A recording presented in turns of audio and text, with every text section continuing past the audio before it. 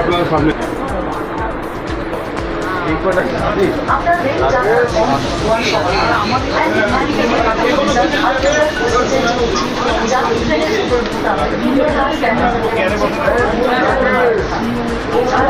আমি ভারতীয় জনতা পার্টির তরফ থেকে এবারে শ্রীরামপুরের প্রার্থী তাড়াহুড়ো করে ওরা কম নিয়েছে যার জন্য ঠিক আছে না না ওইগুলো এভাবে তো হয় না দাদা। যে মুহূর্তে আপনি অভিষেককে তুলবেন আবার দেখবেন কালকে আপনি বলবেন যে অভিষেককে আগেবারেই আপনারা চলে আসলেন হারানোর জন্য। থাকুন না মাঠে থাকুন, মানুষ তো বেছে নেবে।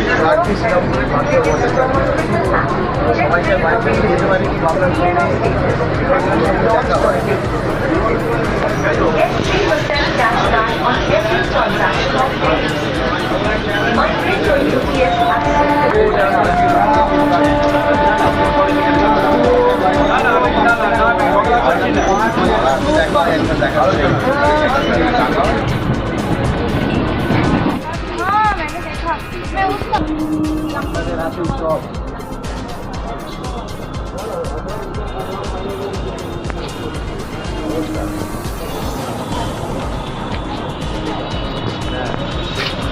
দেখা করার জন্য আছে।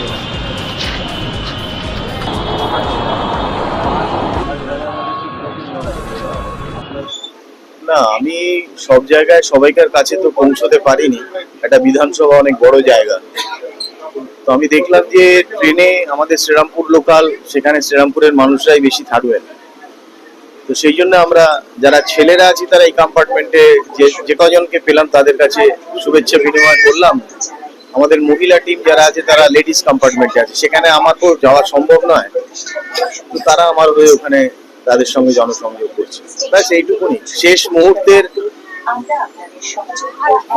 কটা দিন মাত্র বাকি, হাতে গোনা কটা দিন বাকি, তার আগে আপনি এইভাবে প্রচার সারছেন, কিরম মানুষের মধ্যে কিরম সাড়া পাচ্ছে? না আমি তো যত জায়গায় গেছি মানুষ, আমার মনে হয় এবার একটা সাইলেন্ট ভোট হবে। এর জন্য যে আমি আমাকে নিজের ক্রেডিট দেবো তা নয়, এই সরকার যেভাবে ভুল করে গেছে এত বছর ধরে, সাধারণ মানুষকে বিভিন্ন তাদের পরিষেবা থেকে তাদের পরিষেবা ব্যাহত হয়েছে। তো সেই ক্ষেত্রে আমার মনে হয় মানুষ এবারে সঠিক নির্বাচন করবে, অন্তত আগামী 5 বছরের জন্য। আর ভারতীয় জনতা পার্টি যেহেতু একবারও পশ্চিমবঙ্গে ক্ষমতায় আসেনি, তাদের একবার সুযোগ পাওয়ার অধিকার রয়েছে, এটা বলে আমি মনে করি।